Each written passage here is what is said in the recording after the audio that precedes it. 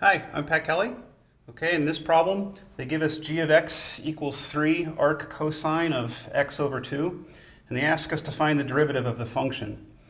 This is a type of exercise that's really just trying to get you to practice your understanding of the new derivatives you just learned. We just learned the derivative of these inverse trig functions. So maybe to start, you can even write off to the side for yourself the formulas for those derivatives. For instance, if they give me the arc cosine of anything, call it u, and they ask me for the derivative of that, you want to know that that equals minus u prime over the square root of 1 minus u squared. Gives you a little bit of a template to follow as you're learning these derivatives, and then you get into these problems, you just try to follow the template. So for this problem, my g prime of x will equal, first thing I see is that coefficient of 3. You should be very comfortable with coefficients right now with derivatives. They don't do anything. Just rewrite that coefficient as a factor. And we focus on that arc cosine, looking at my template. I need, in the numerator, minus the derivative of that argument. So minus, the derivative is just 1/2. Divided by, because of my template, I have that fraction.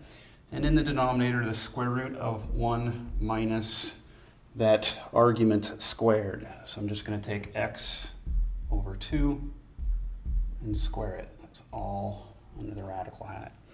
And then it just becomes a matter of cleaning up, which is, algebra. We always get to do some algebra in these problems. So I'll clean this one up with a little bit of algebra. I'll take that 1/2 and get that 2 down in the denominator. While I'm at it, I think I'll push that 3 into the numerator. And with that x over 2 squared, that'll look better as x squared over 4. Still under the radical, though. And I'm still going to do some algebra. I never like fractions within fractions. It doesn't look good. You got to clean it up a little bit more. So within the radical, I'm going to get a common denominator of 4. Keep everything else the same. And if I get that common denominator of 4, 1 is 4 over 4. So let's jump to 4 minus x squared over 4 when I combine those fractions.